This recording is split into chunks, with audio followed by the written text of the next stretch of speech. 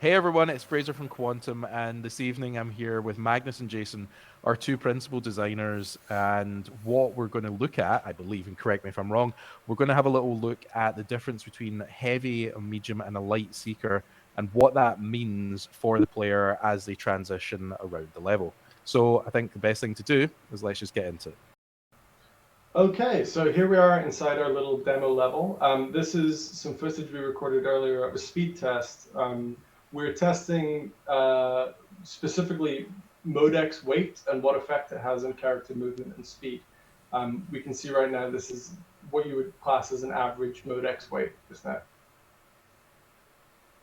So in the top right-hand corner, we've got the weight, and the weight set at 100.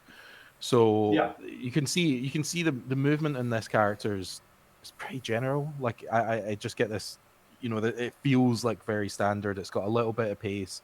It can climb quite nicely, but this is all affected by how a player actually builds out their character. So just now we've yeah, got, what is it, six NFTs in armor and two in the weapons. Would that be right? That's correct, yeah. correct. And Uh, each of those pieces has a weight value of its own, which contributes to a kind of total weight, which will equal the thing in the top right you're seeing. And this isn't final, this is still very much in testing, but this is us kind of beginning to explore how it affects and how a player moves around the environment and how good it feels to be at whatever end of the spectrum you're on. Yeah, because you Yeah, can you we can you can want see to. instantly just how much slower this guy, but it's not like dramatically slower, but it's like a nice, like you get more of like a tanky feel from this character. So this player has obviously built it out a bit more. Exactly. Something we really want to pay attention to is different play styles. We want, if you're the kind of player that loves exploration, that maybe wants to be a bit of a scout or use sort of hit and run tactics, we want to reward you and be, let you build the kind of modex and the kind of play style that you want and customize your character exactly to your experience. If you're the kind of player that your objective in the game is going to be more to defend objectives or maybe stay in one place, you benefit from building more tankier at the expense of movement. So it's about finding that balance just now. So this is quite nice This how is we a can now see yeah, the light and average and a heavy all together on a different route though. Yeah. yeah, So we're going down the way. Yeah, we're in a nice little canyon here, and you can already see the light is kind of beginning to approach this wall. The heavies coming up the rear. You Um, can instantly see how much faster the light is here. yeah, it's really nice the side by side to see exactly what's kind of happening. Even just the simple things as reducing the speed slightly and how it affects the player. Like I know from my own taking playstyle, being a light character, I always like playing the nimble one.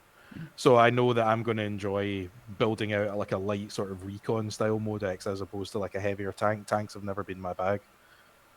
Yeah, and taking footage like this is really useful for us as designers to be able to compare and contrast what it feels like to play each character because we want every character, even the slower ones, to still feel mobile and still be able to get around the place, even if it's um, not as efficient as a light character would be. Um, Yeah, every player should be able to play together and access the same areas at a basic level. But of course, then you have active abilities and passive abilities, which can boost your capabilities, or grappling hooks, or all these kind of funky things that we can throw in. Or even like yeah, the image that we put out recently, which we've tweaked since, which was the one with like the bubble dome going over the character. oh Like yeah, that's like a defensive ability that someone could carry. So Sure. there's so many exactly. different ways that a player would be able to build out their Modex just to complete. But here's the fun thing, and like for me anyway, is that you could build a Modex out specifically for a task, and then you could, Yeah, once you come exactly. back out, you could build a different one to do another task.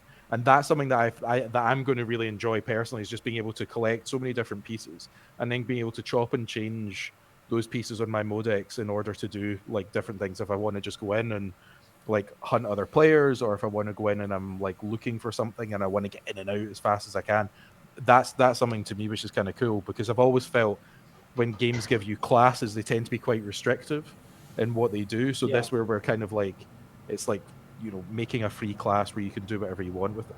It's kind of fun.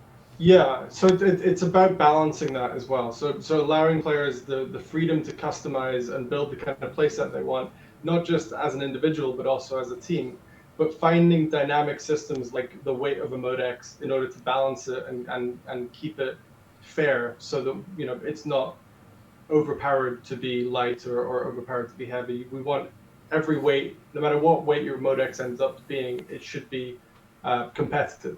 No, yeah. So the Yeah, so you don't always lose to a min maxer. Yeah. Oh, of course. I think an important thing here, though, like when we're looking at this footage that we've got on the screen just now, is to qualify the fact that this is like pre-alpha. This is a test map which we knocked together pretty quickly, just almost like a jungle gym for us to play about in and Yeah, like Yes, exactly test right. different That's a great mechanics, comparison. especially like the mantle mechanic, which is so important, and the sliding mechanic, which is also really important.